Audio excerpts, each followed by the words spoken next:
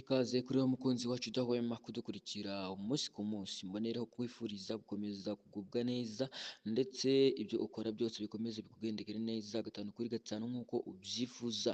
Muri kano kanya tugarukanye amakuru akomeye cyane, ni amakuru akomeje kugenda atigisa ibitangazamakuru binyuranye hano mu gihugu cy'u Rwanda.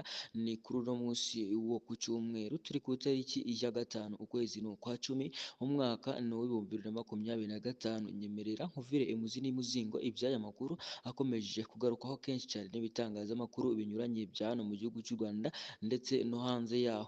Ngaho reka nkwisabire kuba uwanyereka ko turi kumwe kugeza kuri uyu munota, ubicishije mu buryo bwo gufungura ibuto ya subscribe, byaba byiza ukanafungura n'inzogera kugira ngo n'ikindi gihe cyose ujye udukurikira gatanu kuri gatanu. Nimba warangije nguhaye ikaze kandi nkwifurije gukomeza kugubwa neza kandi ibyo ukora byose bikomeze bikugendekere neza gatanu kuri gatanu nk'uko ubyifuza. Nk'uko nakomeje kugenda mbibereka ku foto iri aho muri sikirini zanyu nk'uko nabibahaye cyangwa se nk'uko nabyanditse kuri titire y'iyi nkuru, ni inkuru ikomeye cyane ikomeje kugenda igaragara hano mu mujyi wa Kigali. Ni hanyuma y'uko mu muhanda werekeza mu isoko rya Nyabugogo hamaze kuba habera ibintu bisa nk'aho ari ibitangaza bikomeye cyane, dore ko ari amadayimoni aje akitambika mu muhanda akaba yateje ambutiyaje, imodoka zikaba zabuze uko zagenda kugira ngo zitange umutekano haboneke inzira, hano ukomeze ube nyabagendwa. Iyi nkuru ni inkuru ikomeye cyane tugiye kuba twarebera hamwe. Nyemerera nkuvire imuzi n'imuzingo uko byaje kuba byatangira ndetse n'uko byaje kuba byarangira, dore ko abantu benshi bamaze kuba bahahamuka, dore ko harimo n'abaje kuba babiburiramo ubuzima. Nk'uko twakomeje kugenda dushakisha amakuru, twaje kuba twabaza abaturage bari baturiye aho ngaho cyangwa se abaturage bari basanzwe bazi umuntu utwara iriya hoho murimo murabona ku ifoto yanyu, baje kuba baduhereza amakuru ye gatanu kuri gatanu. Niyo mpamvu nanjye ngira ngo nyakuvire imuzi n'imuzingo ndetse turebere hamwe ese uyu muntu we yaba ari muntu ki, kuki ari we ibi byago byabashije kuba byagwirira. Biravugwa ko uyu musore wari utwaye iyi hoho afitanye igihango n'amadayimoni, bityo rero akaba yarashatse kuba yabahemukira cyangwa se akaba yaratari gukurikiza amabwiriza yabo. Biravugwa yuko ashobora kuba yarabanje kujya ikuzimu, akaba yaratangiye kurengerera, akaba ariyo mpamvu bavuga ngo ubwo bari bamusuye. Ariko se kuki bari bamusuriye mu muhanda? Nyemerera turebere hamwe rero nkuvire imuzi n'imuzingo iby'aya makuru nk'uko nakomeje kugenda mbikubwira, ariko nanone nkomeze kukwisabira kuba wanyereka ko turi kumwe muntu wanjye, ubicishije mu buryo bwo gufungura ibuto ya subscribe. Byaba byiza cyane ukanafungura n'inzogera kugira ngo dukomeze tubane gatanu kuri gatanu. Nk'uko nakomeje kugenda mbibabwira rero, biravugwa yuko uyu musore wari utwaye iyi hoho yaje kuba yatangirwa n'amadayimoni hano muri uyu muhanda werekeza muri gare ya Nyabugogo. Biravugwa yuko ashobora kuba afitanye ibihango bikomeye cyane n'amadayimoni, akaba yaratangiye kuba yayangiriza, ariyo mpamvu bari bamusuye kugira ngo babe bamuhereza agasopo. Reka nkwifurize gukomeza kugubwa neza wowe tugiye kubana muri aya makuru, ndetse kandi ibyo ukora byose bikomeze bikugendekere neza gatanu kuri gatanu nk'uko ubyifuza. Ni umusore w'imyaka igera kuri 35 witwa Nduwayo Eric, yaje kuba yaja ikuzimu mu myaka 3 ishize, aza kuba yakurayo amafaranga yo kugura iyi modoka yo mu bwoko bwa hoho, akajya akorera abaturage. Banyerera amasezerano ko nta muntu n'umwe azigera atwarira imizigo amugiyemo ideni kugira ngo ibintu bikomeje kugenda bigende neza. Ayo masezerano nayo bigeze kuba bayagirana kuri uyu munsi wo ku cyumweru ku tariki ya gatanu ukwezi kwa 10 mwaka 2025, nibwo uyu muhungu yaje kuba yarenga ku masezerano, aza kuba yarakundanye n'umukobwa baba inshuti magara. Nibwo se w'umukobwa nawe yaje kubimenya, anamenya ko uyu muhungu ashobora kuba afite imodoka, yaje kuba yamwinginga kugira ngo abe yajya kumuturira umucanga wo kubaka. Umuhungu nta kibazo aza kubyemera, ariko yari yamusabye ko aza kumukopa kubera ko nta mafaranga afite. Umuhungu yabyemeye nta kuzuyaza. Akigera mu mugezi barapakira, bakimara kuzuza imodoka babanza haturika ipine ya mbere, barayisimbuza nk'ibisanzwe agira ngo ubwo ni ibyago byari mugwiririye. Nibwo kugeza amagingo yatsigize imodoka, ageze mu mujyi hagati wa Kigali ahazwi ko mu muhanda werekeza kuri gare ya Nyabugogo, nibwo yaje kuba asanga umuhanda wajemo icyobo, abandi bari kuwukikira, ariko we yagiye gukikira biranga, abona havuyemo uruyoka runini cyane ruza kuba rwamwitambika imbere kuri retroviseur yiwe. Reka turebere hamwe ese ubundi baje ko bagira icyo bamubwira, ko tuzi ko ibi bintu ibintu bitajya bivuga. Reka twumve nimba hari icyo baje kuba bavuga. Nk'uko twakomeje kugenda tubaza abaturage bari bahari b'ikiba, bakomeje kugenda badutangariza ko hari ibitangaza byakomeje kugenda bihabera. Reka turebere hamwe, ese ubundi haba habaye ibihe bitangaza bikomeje kugenda bituma abantu benshi bahahamuka muri rusange. Ikaze kuri wa mukunzi wacu udahwema kudukurikira umunsi ku munsi, mbonereho kwifuriza gukomeza kugubwa neza ndetse ibyo ukora byose bikomeze bikugendekere neza gatanu kuri gatanu nk'uko ubyifuza.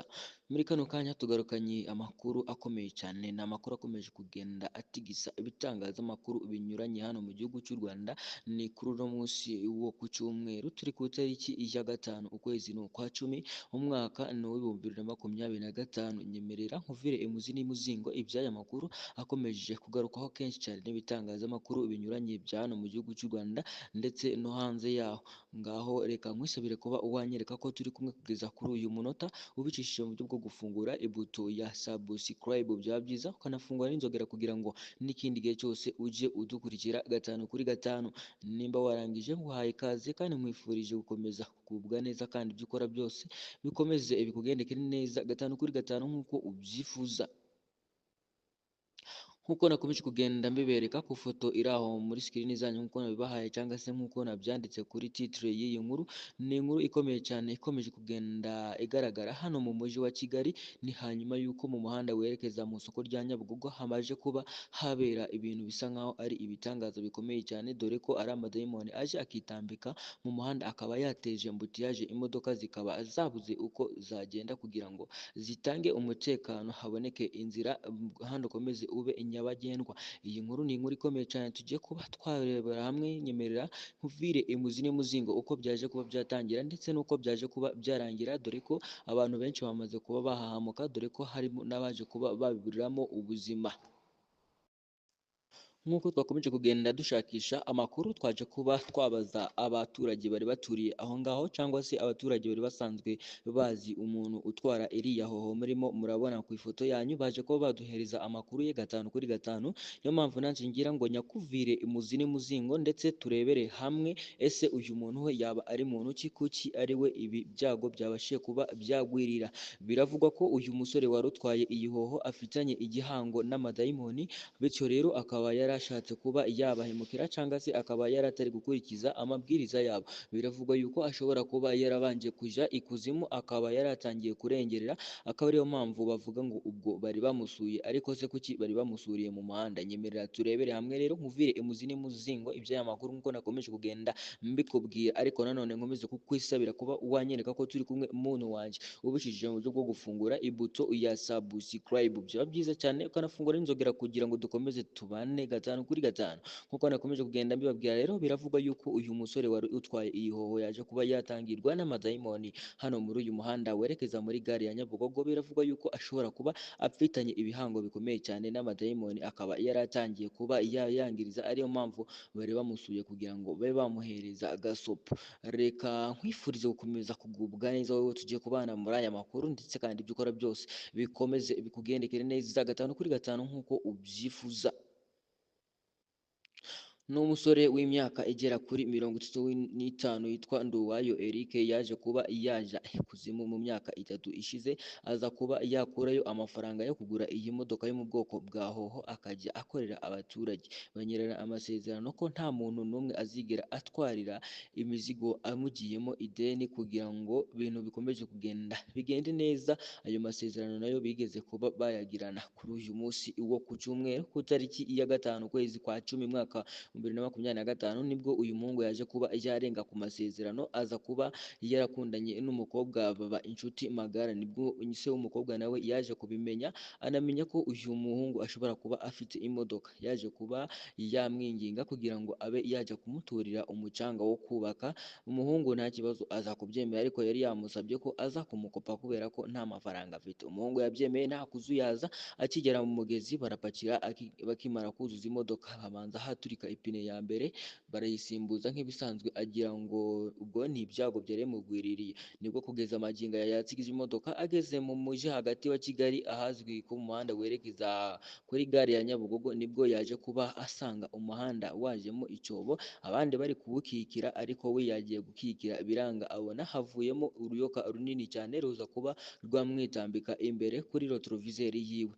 Reka turebere hamwe ese ubundi baje ko bagira icyo bamubwira, ko tuzi ko ibi bintu bitajya bivuga, reka twumve nimba hari icyo baje kuba bavuga. Nk'uko twakomeje kugenda tubaza abaturage bari bahari bikiba, bakomeje kugenda badutangariza ko hari ibitangaza byakomeje kugenda bihabera. Reka turebere hamwe ese ubundi haba habaye ibihe bitangaza bikomeje kugenda bituma abantu benshi bahahamuka muri rusange.